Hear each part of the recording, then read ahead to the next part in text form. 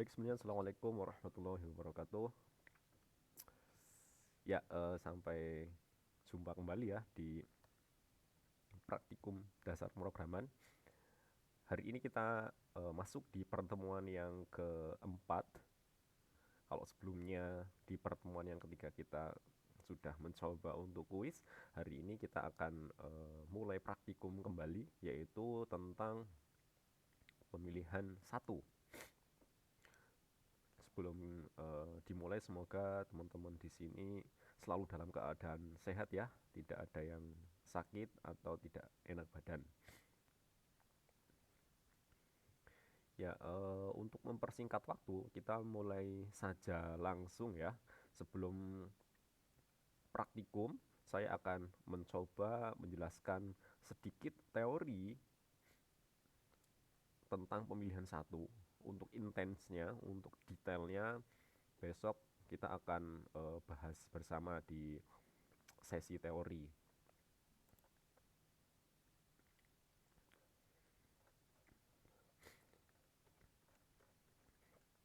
Ya, ini adalah job sheet kita, yaitu tentang pemilihan satu.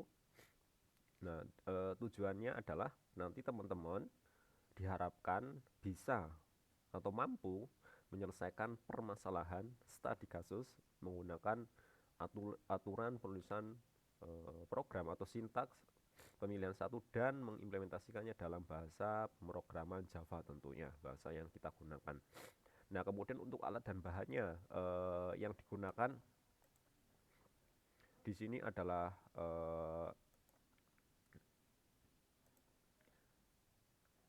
sorry, untuk alat bahannya yang digunakan adalah ada laptop tentunya. Semoga ya harusnya teman-teman di sini sudah punya ya. Yang tidak punya, saya mohon ya bisa minjam lah. Kemudian nah, untuk tag editornya kita menggunakan di sini ditertuliskan Sublime ya, Sublime editor. Tapi saya tidak tidak apa tidak kekeh dengan editor itu. Boleh menggunakan editor yang lain asalkan editornya itu compile-nya masih manual. Jadi compile-nya tidak otomatis klik button terus keluar hasilnya ya. Maksudnya adalah editor-editor seperti NetBeans, IntelliJ, Eclipse, kemudian Visual Studio Code itu sementara tidak diizinkan nanti untuk editor-editor tersebut setelah UTS. Artinya biar nanti teman-teman lebih terampil lagi untuk melakukan kompilasi, melakukan menulis kode program Java. Karena dari kasus-kasus yang sebelumnya teman-teman masih kurang ya tentang kompilasi atau penanganan error tersebut. Nah, kemudian JDK ya tentunya di pertemuan pertama teman-teman uh, sudah menginstallnya. Ya, di kehidupan sehari-hari tentunya kita sering ya mengambil sebuah keputusan dalam kondisi-kondisi tertentu. Ya, misalkan di awal misalkan ada sebuah berang-berang yang ketika nanti dia hujan menggunakan jas hujan, kemudian ketika tidak hujan dia akan berangkat menggunakan sepeda. Nah, itu adalah salah satu contoh kasus yang di awal sudah diperlihatkan dari sebuah sintak pemilihan.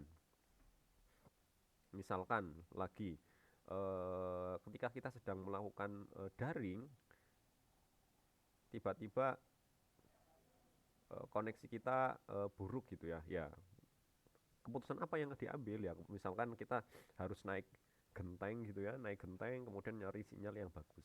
Di sini dituliskan sintaks pemilihan adalah statement pemilihan yang digunakan untuk mengatur kapan suatu perintah akan dijalankan. Jadi eh, nanti di sana ada pilihan ya atau tidak melakukan plan A atau plan B. Berarti di sana ada sebuah pemilihan untuk mengatur kapan suatu perintah dijalankan di sini ya. Nah, kemudian di sini dengan statement ini kita bisa mengatur kapan suatu perintah akan dijalankan, yaitu ketika telah dipenuhi suatu syarat tertentu ya. Ya atau tidak. Misalkan di sini contohnya, jika nilai lebih dari 70, nah di sini ada di bold ya, maka akan diterima. Contohnya seperti itu. Nah, pernyataan di atas itu ya mengandung sebab akibat ya. Sebabnya adalah ketika nilainya lebih dari 70, maka dia akan lulus atau diterima. Nah, syaratnya adalah ya nilainya harus ini lebih dari 70. Nah, yang dimaksud dengan lebih dari 70 berapa nilainya? 71 lebih dari 70? Ya, 70 ada lebih dari 70. Kemudian kalau 70, lebih dari 70 atau tidak? Kalau lebih dari 70, kalau 70 itu masih belum diterima ya karena di sini lebih dari 70. 70 itu masih belum diterima. Nah, di sini ya, di dalam sebuah logika istilah terpenuhi syarat dapat dikatakan syarat tersebut bernilai benar atau true ya. Benar atau true. Kemudian kalau di bahasa Indonesia itu ada nama sebab akibat atau ada sebuah pernyataan jika maka. Jika adalah sebabnya, kemudian akibatnya apa? Nah, kemudian sebelumnya kita sudah belajar tentang flowchart atau diagram alur ya, diagram alur. Nah, yang mana untuk yang kita sudah tahu simbol-simbolnya ya, tetapi untuk pemilihan if atau kondisional, di sini ada banyak macamnya if, ada if else, ada switch case. Ini adalah jenis-jenisnya. Nah, untuk melakukan simbolnya, nah di sini ada bentuk umumnya atau sintaknya atau gimana cara menuliskan programnya. Nah, sintaknya adalah if, ini wajib kata kunci yang wajib harus ada, tidak boleh tidak, harus if. Kemudian ada kondisinya. Ada kondisinya. Kondisinya di sini harus bernilai benar atau salah. Harus bernilai benar atau salah. Nah, setelah itu kemudian ada kurung kurawal buka, kemudian ada pernyataan. Pernyataan ini adalah sama dengan statement, sama dengan perintah yang akan dijalankan. Dan diakhiri dengan kurung kurawal tutup. Kurung kurawal ya, jangan lupa ini kurung kurawal. Bukan kurung biasa, tapi kurung kurawal. Kalau di atas dia menggunakan kurung buka tutup, tapi kalau untuk bodinya atau bloknya ini menggunakan kurung kurung kurawal. Nah, kemudian di dalam sebuah kurung kurawal sini, nah di dalam sini ini kan dia anggapnya adalah satu daerah atau satu blok. Dia boleh lebih dari satu pernyataan. Kalau di sini contohnya itu hanya satu pernyataan, tapi dia boleh lebih dari satu pernyataan. Contohnya ya, misalkan dalam kehidupan sehari-hari, ketika si berang-berang mau berangkat sekolah hujan atau mendung, pernyataan pertama, dia misalkan membawa payung. Kemudian dia memasukkan handphonenya ke dalam plastik. Nah, membawa payung, memasukkan handphonenya ke dalam plastik itu adalah perintah atau pernyataan-pernyataan. Di sana bisa lebih dari satu. Nah, kemudian misalkan pernyataannya itu hanya satu, seperti ini, boleh tidak menyertakan kurung kurawal buka tutupnya. Kalau hanya satu pernyataan itu boleh tidak ada kurung kurawal buka tutupnya. Itu ya. Nah, kemudian untuk flowchartnya, untuk diagram alirnya, untuk flowchartnya, di sini ketika dia kondisi atau ada kondisi di sana menggunakan belah ketupat ya di sini ya. Belah ketupat di sana dia ada dua kondisi. Ketika benar dia menjalankan perintah ini, ketika benar, kemudian ketika salah dia akan melakukan perintah ini. Hanya ada dua ya di sini. Saya ulangi lagi, ketika dia benar dia akan ke kanan, atau ya akan menjalankan pernyataan, kemudian ketika salah dia akan langsung ke bawah. Nah, kira-kira seperti itu. Nah, di sana terlihat bahwa apabila kondisi bernilai benar maka pernyataan tidak akan dilaksanakan, apabila kondisi bernilai salah maka pernyataan tidak akan dilaksanakan. Nah, kemudian di dalam sebuah kondisi ya, kondisional, di sana butuh namanya operator. Di pertemuan 3 kita sudah belajar tentang itu, yaitu di sana nanti menggunakan operator kondisi atau hubungan ya. Ada banyak di sana operator yang bisa digunakan. Ini operator-operatornya digunakan sama dengan, sampai dengan, tidak sama dengan. Nah, operator ini nanti digunakan ya jelas ya di dalam sebuah kondisi di sini. Di dalam sebuah kondisi nanti akan kita gunakan operatornya. Di sana bisa sama dengan, lebih besar, dan tidak sama dengan. Nah, misalkan kita lihat contoh penggunaannya. Di sini tadi ya, untuk menuliskan aturan penulisan yaitu if dalam kurung, kemudian ada kondisi di sini. Ada kondisi. If kemudian ada kondisi. Nah, biasanya tadi karena dia menggunakan operator hubungan ya, ini adalah ada nilai ya, nilai yang pertama atau variabel biasanya.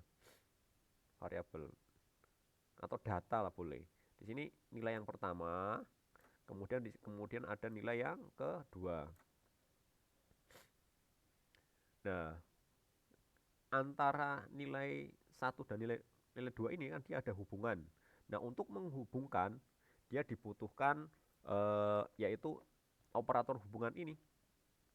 Bisa banyak tadi, ada bisa sama dengan sampai dengan tidak sama dengan. Berarti dia akan dibandingkan hubungan antara nilai 1 dan nilai 2. Misalkan kita langsung ke contohnya. Di sini if A lebih besar dari 5. Nah, ini A nanti terserah nilainya berapa. Terserah nilainya. Bisa 1, bisa 2, bisa 3. Yang jelas A ini tipenya integer ya, atau numerik. Numerik yang jelas. Nah, terserah nanti nilainya berapa. Berarti nanti dibandingkan ketika misalkan A-nya adalah 1. Apakah 1 lebih dari 5? Benar apa salah? Salah ya, nggak apa-apa. Ini kan intinya di dalam sebuah kondisi sini ini harus nilainya benar atau salah. Ini contoh yang kedua juga sama dengan, yang ketiga juga sama.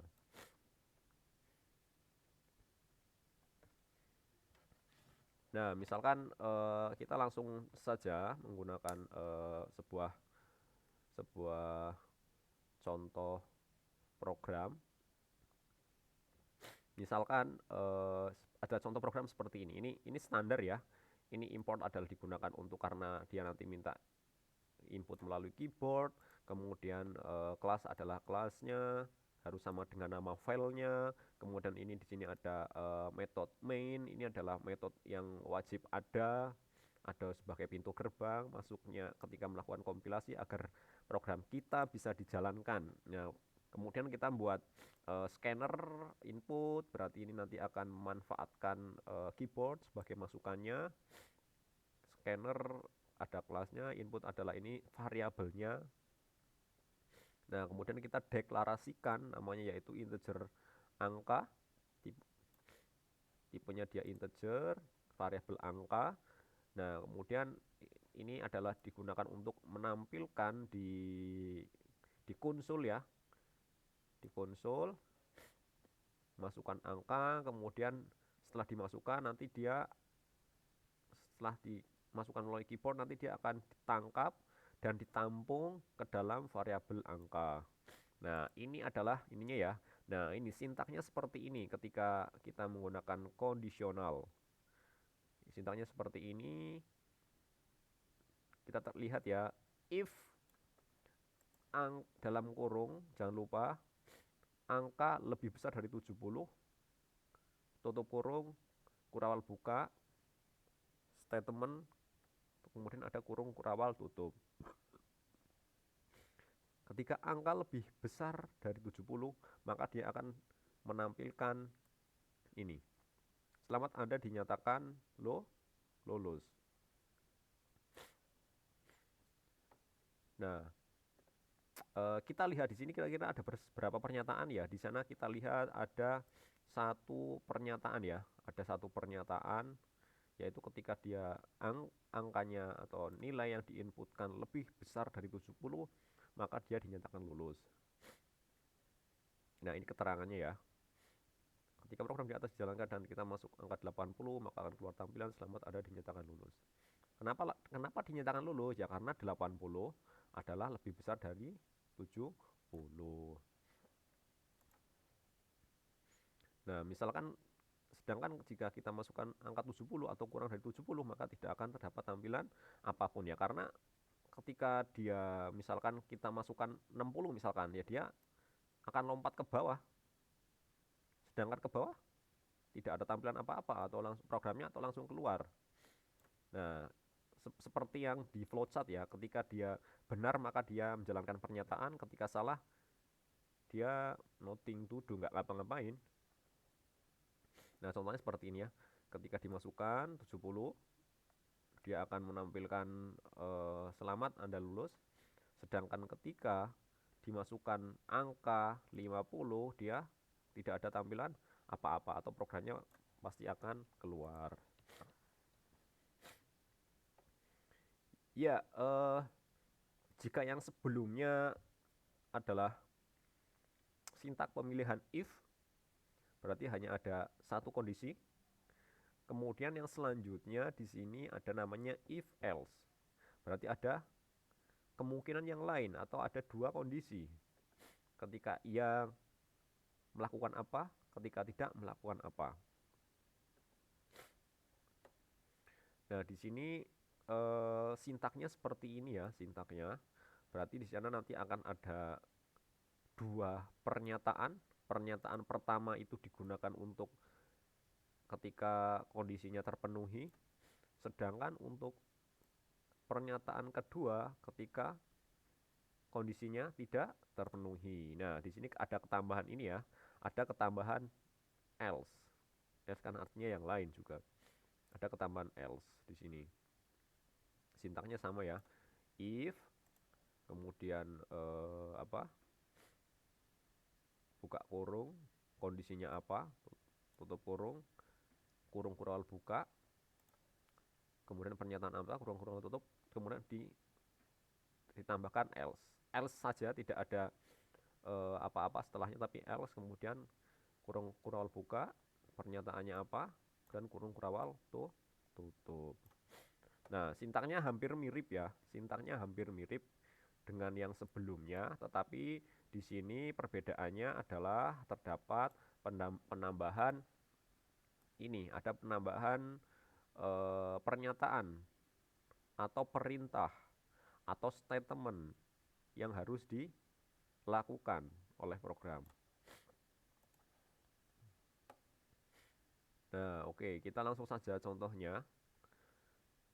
Nah, di sini untuk contohnya masih menggunakan contoh yang sebelumnya. Masih menggunakan contoh yang sebelumnya. Perbedaannya adalah kita tambahkan satu lagi pernyataan atau satu lagi sintak tambahan, yaitu else di sini. Nah, di sini contohnya seperti ini. Kita tambahkan di sini untuk ketika angkanya 70, maka dia akan menampilkan, ketika yang lain maka menampilkan sesuatu lagi. Masih ingat yang sebelumnya apa? Ya, yang sebelumnya ketika dia angkanya atau nilai yang diinputkan melalui keyboard dia lebih besar 70, maka dia akan tampil. Sedangkan selain itu dia tidak ngapa-ngapain, tidak menampilkan apa-apa, itu yang sebelumnya. Tetapi contoh yang kedua ini atau sintak pemilihan if else, ketika dia eh, tidak terpenuhi statement yang sebelumnya, maka dia akan menjalankan pernyataan menampilkan silakan coba tes lagi tahun depan. Itu ya. Oke, nah di sini ada tambahan ini ya, ada tambahan else-nya. Gampang ya, tidak artinya tidak tidak ada masalah. Nah, misalkan nah kita kita coba ya di sini kita akan coba misalkan masukkan angka ketika program dijalankan tampilannya kurang lebih seperti ini. Kurang lebih seperti ini. Masukkan angka misalkan dimasukkan 90. Ini yang dimasukkan. Kemudian dia akan menampilkan selamat Anda dinyatakan lulus. Kemudian ketika dijalankan kembali ini seperti ini, masukkan angka yaitu 50, dia akan menampilkan silakan coba tes lagi tahun depan. Kurang lebih seperti itu untuk sintak if else. Nah, selanjutnya, nah oke, kita akan coba yang lebih kompleks lagi ya.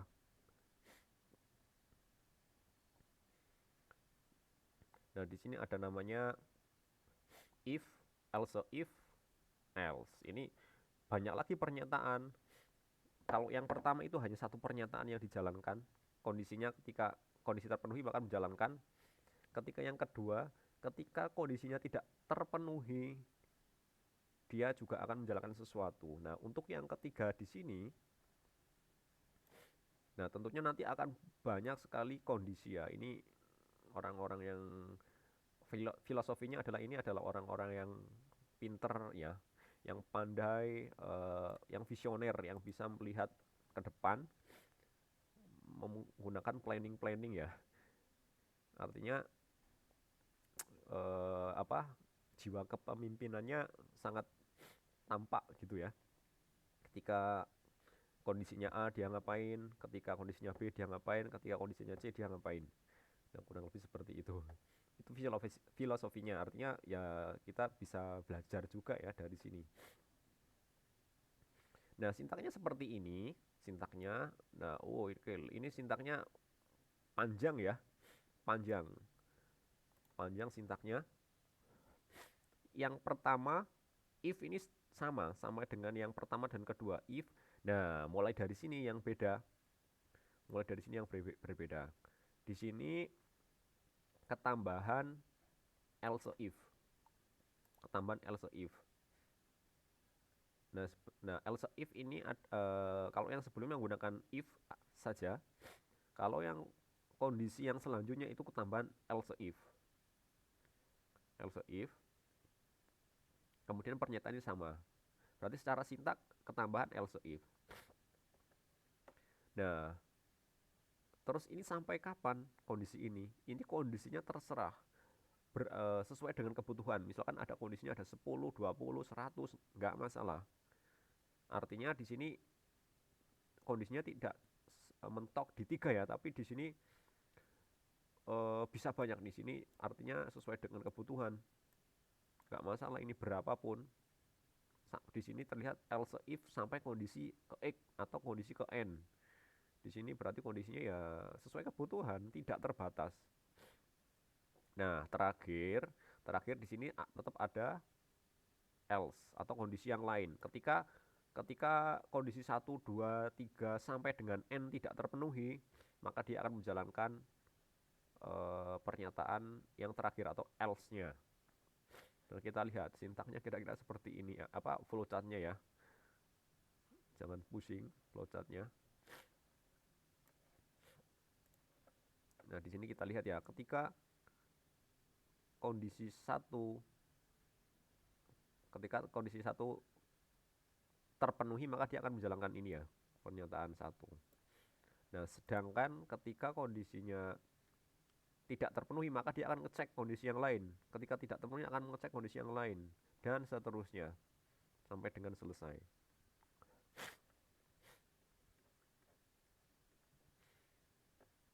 Ya, oke. Kita akan coba ya. Kita akan coba lihat contoh kasusnya seperti apa di sini.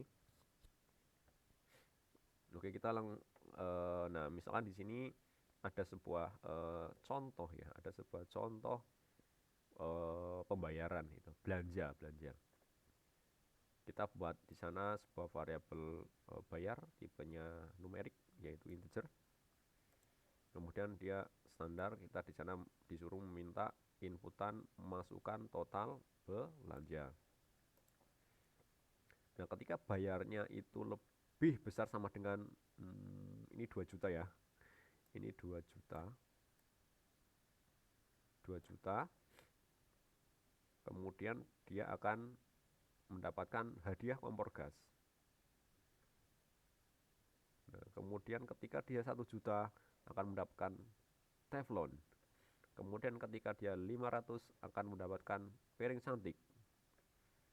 Kemudian ketika dia ternyata di luar dari kondisi 2 juta, 1 juta, atau 500.000, maka dia akan ini. Maaf, Anda belum beruntung.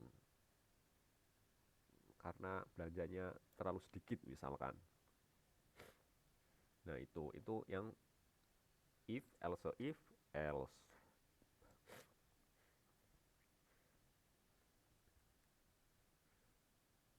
Nah, kemudian yang keempat atau yang terakhir ya ini ya. Yaitu tentang sweet case ya. Sweet case ini sebenarnya hampir mirip dengan if else if, tapi kasusnya hampir mirip ya. Perbedaannya jelas ya, sintaknya yang beda.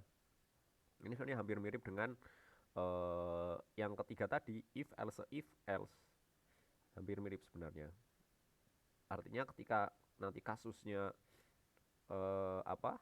Kasusnya itu berarti ketika ada kasus bisa diselesaikan menggunakan if else atau juga menggunakan sweet case.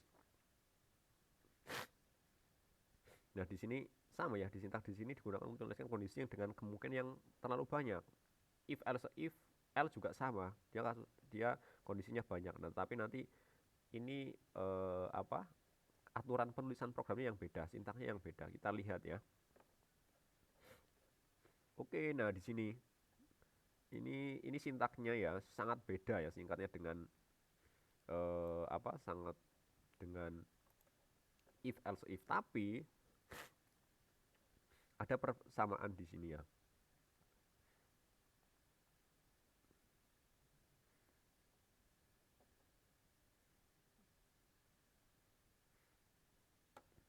Nah, di sini ada sebuah kondisi, ada kondisi,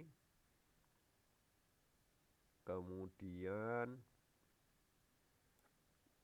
ada konstanta, konstanta yang nanti kita lihat ya, nanti kita lihat konstanta, konstanta ini nanti ini biasanya apa? Bisa tipenya integer, karakter, atau semua tipe data bisa digunakan konstanta. Nah, kemudian konstantanya setelah itu, kemudian pernyataan satu ini perintah yang apa yang akan dijalankan. Nah, jangan lupa nanti dikasih break, break ya. Jangan lupa ini jangan sampai lupa. Jangan jangan lupa ini break, artinya break di sini ya berhenti, ngerem ya, berhenti. Kenapa ada remnya? Ya jelas, kalau misalkan di sini tidak ada breaknya, tidak berhenti, maka dia akan lompat lagi ke konstanta 2. Artinya break ini digunakan untuk mengakhiri kondisi yang pertama, case yang pertama, break ini. Nah di sini bisa banyak nanti. Konstantanya bisa sampai dengan n, tidak terbatas, disesuaikan dengan kebutuhan. Oke, nah ada kata-kata default di sini. Default ini hampir mirip dengan else yang ada di if else. Artinya ketika kondisi-kondisi dari konsata 1, 2 sampai dengan N tidak terpenuhi, maka dia akan menjalankan perintah ini. Oke. Nah, ini misalkan contohnya adalah untuk menentukan hari ya. Untuk menentukan hari, inputannya itu adalah indeksnya atau angkanya atau urutannya misalkan. Scanner standar untuk menangkap inputan dari keyboard, kemudian kita buat variabel, integer, angka. Nah, berarti ini adalah ininya biar tampil melalui keyboard. Nah, kita lihat ya di sini ya. Switch angka ini adalah yang diinputkan. Kalau tadi kondisinya. Nah, kemudian case-nya 1, pernyataannya adalah hari Senin. Kemudian break, jangan sampai lupa. Berarti ketika angka diinputkan 1, maka dia akan tampil hari Senin. Ketika 2, maka hari Selasa. 3, Rebo, dan seterusnya. Ketika 6 sampai Sabtu. Jangan sampai lupa, di sini harus ada break ya, setiap pernyataan. Nah, terakhir ketika nanti menginputkan dia tidak 1 sampai 7, maka dia akan kode hari yang Anda masukkan salah. Contohnya seperti itu. Nanti kita akan coba explore lebih lanjut lagi terkait dengan kondisi-kondisi tersebut di praktikum ya. Baik ya, demikian teori sedikit atau modal untuk praktikum.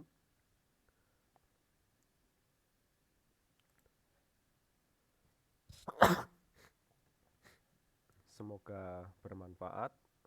Nanti kita akan coba sesi praktikum ya, langsung live, langsung kita coba.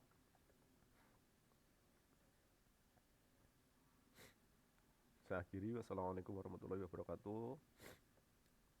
Selamat menonton.